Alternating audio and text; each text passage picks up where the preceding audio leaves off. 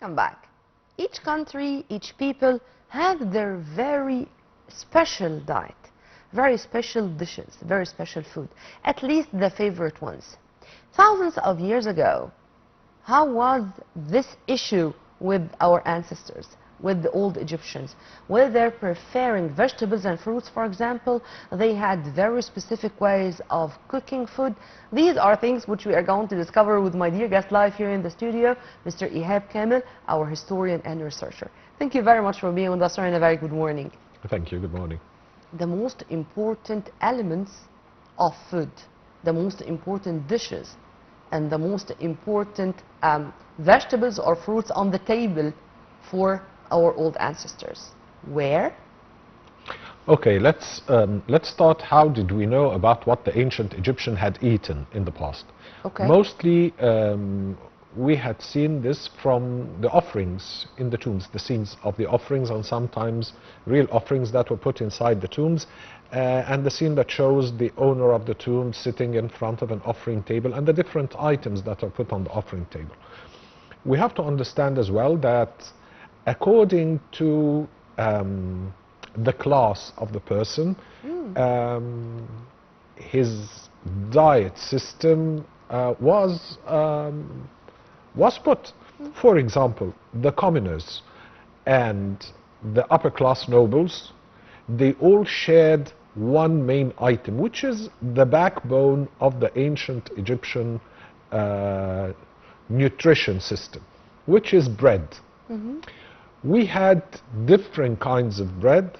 The ancient Egyptians depended on two sources of seeds to make their own bread: wheat and barley. Barley was the most common because it was inexpensive, and that's what the commoners had eaten. But was it common between the human beings and the horses, for example? Yes, and up till now we still Great. eat But barley I mean, the bread. Egyptians did it because the Egyptians had such respect for their animals. Yes. And because of that, I think sharing their food with their animals, it was something which they knew that this is something which is going to benefit them, whether in their life or afterlife. True? Not completely, because the animals in ancient Egypt, they used to set them free to eat from the greenery that were in the surrounding atmosphere. But the barley, it was the main source of bread, and the wheat as well. But the ones who could afford wheat were the rich people and the nobles, high officials, and people of that sort. The second thing was the beer. Okay. That was made from barley as well and from wheat. The commoners... We discovered a factory 2 years ago or something regarding this. Was it the first one? No, it was not the first. Okay. It's the oldest. Oh. The oldest. But we discovered some factories that dated back to the Roman period. This one was dating back to a way earlier period. So the main items were mainly vegetables, fruits, fish as well, because fish was cheap and inexpensive. It was brought from different lakes and from the river. And that was the main source of protein for the working class or the commoners. You know, in those days there weren't any coins, so they were the working class were paid in kind. So the owner of the land used to pay his farmers in kind, in different provisions of food and clothing and things of that sort. So he used to pay them in food as well. How? He gave them barley to make bread, a certain allowance of beer or loaves of bread, vegetables. What kind of vegetables? The vegetables that we knew at that time, they were like beans, legume, mainly like beans, fava beans, green fava beans. Greens in general. Yes, greens and lentils. Greens and grains. Yes. Let's put it this way. But what about the livestock or the poultry, the animal protein, I mean? I'm coming to that. Fruits like like for example sycamore. For example, they also used to eat lots of onions, garlic, leeks as well.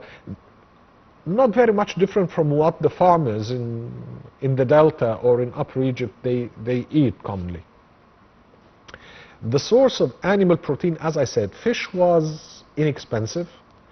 Meat was kind of expensive, so that was for the upper class. Yeah. Like wine was the drink of the upper class, not the beer. They drank beer as well, but you would find on their table wine, which indicates that this person is rich.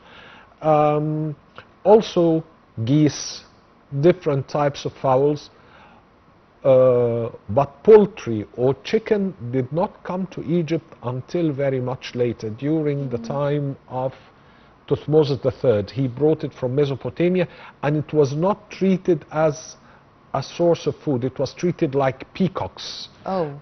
They were put as a beautiful bird to I'm decorate asking this question, sir, their because gardens. I want to know about the food introduced to children, for example. Was it different, and I mean, do we have any idea about how the Egyptians knew that this ingredient, for example, is suitable for children to let them grow better? Nutrition, I mean. Nutrition mainly depended on breastfeeding for children until they were about 2 years or so, and then they started to feed them like adults. And surprisingly, they gave them more dairy products. In one of the tombs in Saqqara, we discovered cheese, cottage cheese, that were made in the ancient times. And the Egyptians, they also used a lot of dairy products like cheese and the milk, butter as well. And we discovered some of the real offerings inside some of the tombs, like mummified oxen ribs and oxen legs, so that after the deceased is resurrected, he can find something to eat in the afterlife, because the Egyptians imagined that in the afterlife they want to live the same kind of life they had lived when they were alive, because they considered this is the best quality of life, simply because they did not try anything else, any other kind of life. So they thought that the afterlife should be like the life that they had lived. That is why you will find that on the walls of the tombs you will find the offering carriers. They're carrying geese, they're carrying oxen ribs, they're carrying oxen legs, they're carrying fruits, they're carrying onions, they're carrying leeks, they're carrying beans. Everything that existed around them, they Sir, actually when I ate it. knew that we are going to discuss this, you know, what really came to my mind, it's a question which I didn't find an answer for. How the old Egyptians knew that cats and dogs, for example, it's not to be eaten. How they said that Basset is going to be one of the deities, one of the goddesses. Anubis is the head of a dog, as far as I know. How they decided that these creatures should be respected and dealt with in a way very far from being eaten. And they knew what to eat and how this is going to be part and parcel of their banquets or their even daily life food. How? The answer is very simple. It's how civilized they were. They saw the cat like any other carnivorous animal, a hunter. So they respected this very much, to the extent that they had made it a deity. In the case of Anubis, Anubis was a jackal. The jackal ate dead meat. So they couldn't imagine that they could eat an animal that feeds on dead meat. That's very simple answer. The cat, it was a divine animal. For them? For them, yes. So there's no way they can eat a divine animal. But any carnivorous animal, the Egyptians did not imagine that they can eat the meat of a creature that feeds on other creatures. That's they could not comprehend something like that. This is the extent of how much civilized they were, and this is exactly what I wanted to hear. But sir, what about the festivals? What about the specific occasions in which the Egyptians decided that they are going to celebrate with eating specific dishes they invented for themselves, and they, until the moment, we are following suit. We are following the very same steps. It is the local culture that they celebrate the feasts with certain types of food, like baking cakes, and in the ancient times there were no sugar, so they depended on honey and dates, making pies and making cakes in order to celebrate a certain festival or to celebrate a certain occasion like marriage or so. Serving specific dishes for guests, for example, was a sign of generosity, sir? Oh yes, yes indeed, and they had the idea of having a banquet for a nobleman was something that happened all the time. I mean, it was something that was continuously taking place, making banquets for other nobles or his friends and their wives, and they sit together, enjoying the food, enjoying the banquet, enjoying the musicians and dancers. Some entertainment was involved as well. This was part of their own social culture, and it shows on the walls of the tombs and on To be a cook was a job. I mean, we had people who were that much responsible for the kitchen of a nobleman, for example, of I'm not going to say a pharaoh, of the ruler, of the nobleman, of the high standard or high level families. This is a very good question. Thank you. Because you're drifting us to a very interesting subject, labor in ancient Egypt. People with skills, like a baker or a cook, to make a living, they had to make a living through an economic system. And since there was no coinage, so the only way was to make a living through joining the service of one of the rich people or rich noblemen or high officials.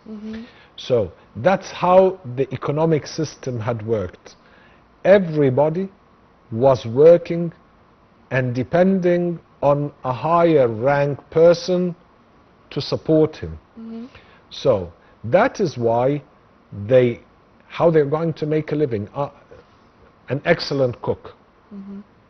The only way is to join the service of a nobleman who's going to provide him with all what is needed for his life to continue. A house to live, a daily allowance of food, an allowance of clothing. Even from that allowance, they could pay other skilled people to serve them, like, for example, he will need some furniture, so he would take from this allowance and pay a carpenter to make him some furniture, etc., and so on. So it was like a chain. And this is how the economic system had worked. Of course, the priests, for example, they were paid in kind. They lived inside the temple, and the temple had endowments, land, and offerings that were slaughtered to the gods and cooked. And from these offerings, each one of the priests, according to his rank, he used to receive a daily allowance of food. For example, in the Karnak temple, they used to slaughter 600 oxen daily. Bake 20,000 loaves of bread. That's how the priests live. Sir, this is a very interesting subject, and I think we should continue in other episodes. And I want to also know, and I think that this is going to be a question to be answered in another episode. Was it true that we found some seeds in some of our tombs, and we discovered that until the moment we can cultivate them? Oh, yes. Yes.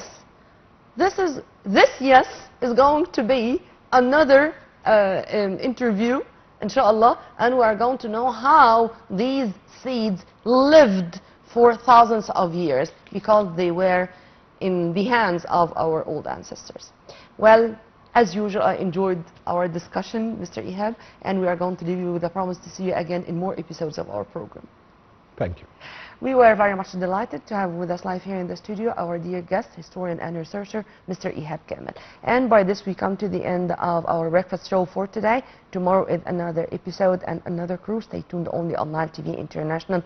Always for more. This was Nermeen Abdurrahman.